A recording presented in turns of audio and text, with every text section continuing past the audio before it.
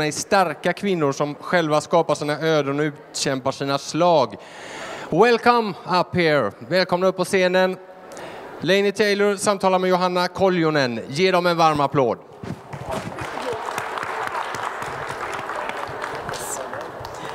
All right.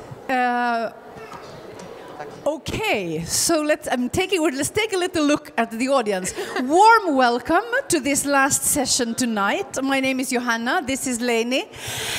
Who here has not read the wonderful series that starts with a book called Daughter of Smoke and Bone? All right, great. You have a treat in front of you because, of course, when we leave here, you're all going to go and buy this book and you're going to want to read it. But I think that means, Laini, that we should start talking a little bit about what these books are about. So, take it away. Just like that. Just like that. What are these books about? Okay. So Daughter of Smoke and Bone is a trilogy, and thank you for being here.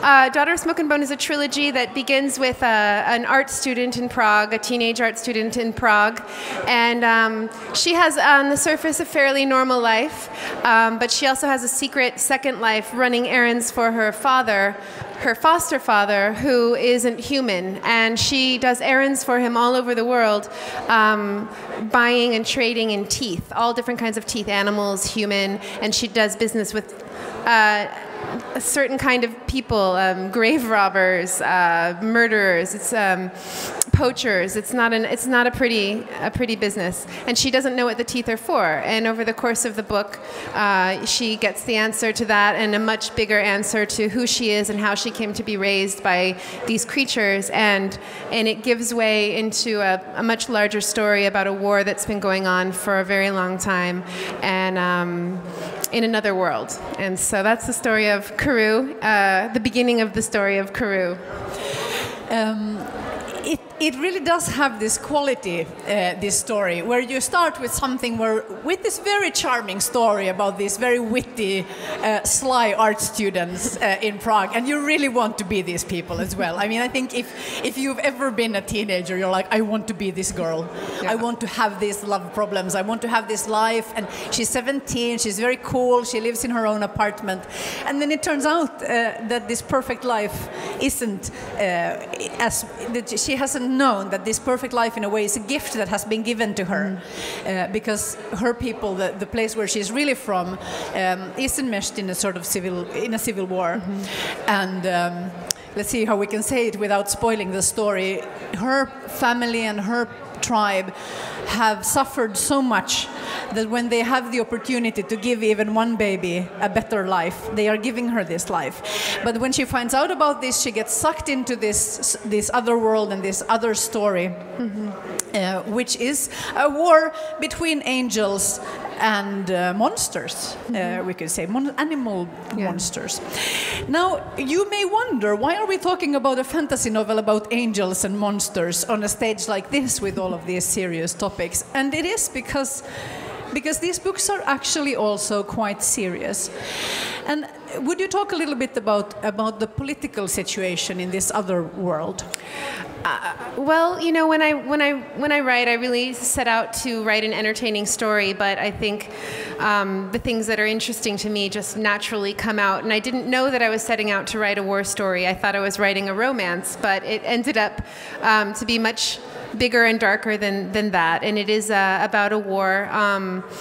And because it's in another world, I think one of the greatest things about fantasy is the ability to remove a human problem from its context and make it new, and make you able to look at it in a new way. And so it's a story of a race war that's been going on for 1,000 years between an imperialist power and the oppressed people. But I think, you know, it was important to me to look at both sides, and so it's also a story of forbidden love, but there's characters on both sides, and it's really about how people can learn to see each other as people and not as the other and not as the enemy, and how there can be hope, and even two people can be the beginning of something. And so it was when I realized the romance that I thought I was writing was actually an epic war story, it was terrifying. terrifying and a little daunting, and I still wanted to write an entertaining story for teenagers and adults.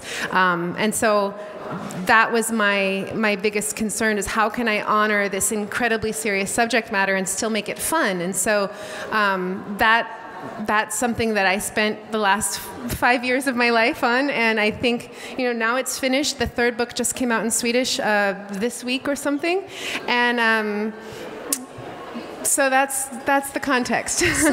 So it's a wonderful epic love story with a lot of, you know, people looking at each other and sighing and feeling all of those wonderful emotions. That's definitely in the book. And kissing, a little, kissing, just yes, a little. It's there. You know, I think everybody who reads this book feels that these characters should get a break and get to kiss some more, but they don't, because they're in a war and they are very busy doing very, very serious things. But what I thought was interesting is that you write so in a very nuanced way about what war really is, even though it's in a fantasy context to a big part of it. It's also set partly in our world, but it's terrible, and death is terrible, and the violence is terrible, and the civilians are suffering incredibly, and you seem to have spent a lot of time thinking about political systems. Yeah. Were you an expert in this when you set out? How did you learn? No, not at all, and thank you. I mean, I'm that's really great to hear, because I'm not at all. I'm just a fiction writer, and my background is in literature, and one of the things writing these books, it made me wish that I had studied history in university instead of literature, because I always feel like you can read nonfiction, you can read history, but I wish that I could go back to school and have it deepened for me, because it's easier to read a novel than it is to sort of synthesize all of history and understand it. But it was really overwhelming, and also, you know, writing about war. I'm a very privileged middle-class American who's never had any difficulty and no personal experience, and so it's really overwhelming.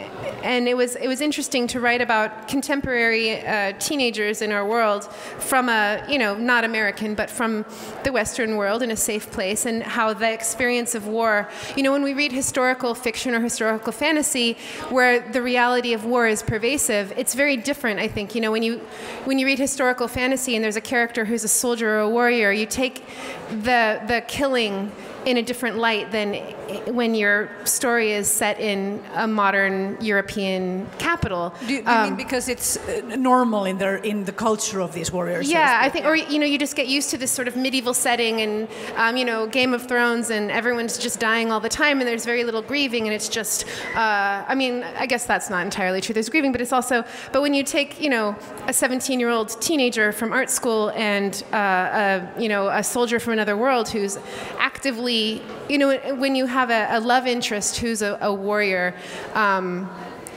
I found it very difficult to reconcile those two worlds in a way that I found it very alarming, the idea of being a 17-year-old falling in love with somebody who had killed a lot of people. I mean, and had his tally tattooed on his hands. It made it real in a way that if I was writing purely historical fantasy, maybe it wouldn't have been, because we are so safe, and you know, we take it so for granted that we are safe in our privileged Western world lives, that, you know, to sort of mix those two was unsettling in a way that was interesting for me. In this story, you take the time more and more as the story progresses to tell the stories of people in very different positions. There are emperors, but there are also some random refugees who are fleeing. Their villages are being burned, and they happen to be of these monster beast people. So they are mixes of different. To our eyes, they would be different mixes of humans and animals, but they are very distinct cultures, and it makes perfect sense inside this fiction. And of course, these kids who are fleeing. Kids and farmers, essentially, who are fleeing this terrible war that has nothing to do with them, and they don't all make it, and you give that perspective voice, but at the same time you also force us to identify with some of these soldiers who have done terrible things, and you're asking questions about whether it's possible to ever change and reconcile. Yeah, I mean, it's not really interesting to me to write a bad guy and a good guy. I mean, there are a couple of characters in my books who are who are bad guys, but mostly we're talking about two sides of a war, and from their own indoctrination and their own position, they're just people. And I think breaking out of indoctrination, that's the thing I wanted to see, if I could write a character who was struggling for the first time to see beyond their indoctrination, to realize that everything that they've been taught might be wrong, and that the enemy might not be so bad. And how could you, as a soldier who's done terrible things, how could you, I think at a certain point you have a vested interest in maintaining your indoctrination, because if you start thinking that it wasn't justified, then how can you live with yourself? And so, I took these characters from the beginning and just tried to see what I could do with them, and it was really hard to think of getting from this point to this point, and I'm not a plotter or a planner. It's really all about the characters for me, and taking them on a journey, and hoping that it feels authentic along the way. Did you feel that you had to do research? Did you read interviews with real soldiers, or did you do any of that stuff? Well, I'm a daughter of a military. My father's a sailor, not a soldier. He was in the Navy, and he was involved in the Vietnam War and the Persian Gulf War. And it's different. He was on a ship, so he was never in combat in the way that my characters are. But I grew up, in a military setting, and I have read a lot of, I guess, books. But I think I was. Yes, to a degree, and I did some research on historical wars a little bit, but I think I was more trying to just be in the mind of these particular characters and imagining, if this was the situation, what would I really do? And really trying to inhabit each character. Yeah. It's a terrible. These are terrible questions to ask in a way, because we're taken on this journey together with Karou and also Susanna to some and make these other human characters from the beginning, and I thought it was actually one thing that I love is that it's not easy for them, for any of them, to confront this war. You allow that to be a traumatic thing as well. But it also forces us, or it allows us as readers, you don't force us, but you allow us to ask, well, what would I do? What about if I was an angel warrior, and if I'd been raised to be, if I was a child soldier essentially, and been raised to become a soldier, would I not also have killed then? And it's terrible to say that yes, probably we would have. I think all of us probably would have, because we can only know what we know, right? Yeah. I think when you read a book or you think about history, we all like to think that we would be the person that did the right thing no matter what, but it's really hard to say in what situation what you would really do, and if you would have the strength to go against your own people, if your heart told you, and what does it take to get to that point where you can see that your side could possibly be wrong? So I think we'd all like to hope that we would be the one that would do the right thing, but I know I can't always feel that. But I want to say that, being here in this setting, that I think that fiction readers are the best equipped people to be the ones that do the right thing when they find themselves in that situation, because we are trained in empathy. And I heard an interview in the U.S. We had a refugee situation, with children coming from Latin America across the border from Mexico, and there was a great deal of hostility in the southern U.S. towards these children, and a huge lack of empathy. And when I heard this interview with a woman who said something like, if their own parents don't care about them, why should we? This absolute lack of empathy and lack of imagination. My first thought was, she's not a reader. Because if she was a reader, she would be able to imagine why a parent might send their child on such a terrible journey, and I think if the whole world read fiction, then it would be a better place, and we would be able to imagine the lives of everybody in a more sophisticated way. Do you think that there is something, though, that we can learn, there's something different that we can learn through fantasy than realist literature, or do you think that there's something that we learn in a different way, perhaps? It's a really good question. I think fantasy, it does let you be that one who does the right thing, and it lets you act in a. There are heroes in reality, but generally they're not the kind of heroes that we get in fantasy, and I think it does. There's something in us that craves heroism and sacrifice and honor and all these big things that when you talk about it in the context of real life, it almost seems ridiculous. It's like talking about true love or love at first sight, you know. In a mainstream story, these things might seem silly or fake or, you know, and you talk about how many people worry about honor on a daily basis, but in fantasy, it's really real. And so I think that it just creates this whole structure for these big things that I think we really need in our lives, but that reality doesn't really give us a place to nurture them. That's very interesting. Exactly this idea, honor. You're right. That's a word that we don't ever hear in a positive context. I don't think. But this idea of what is an honorable thing to do, and how are you a decent human or non-human, as the case may be? What is that right and wrong have a place in these stories in a very clear way.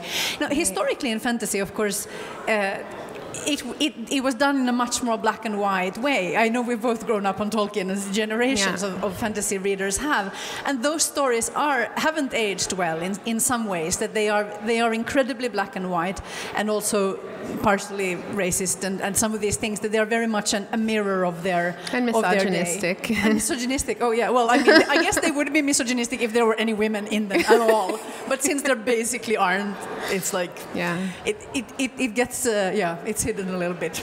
But there is something of how fantasy is always a mirror of its time.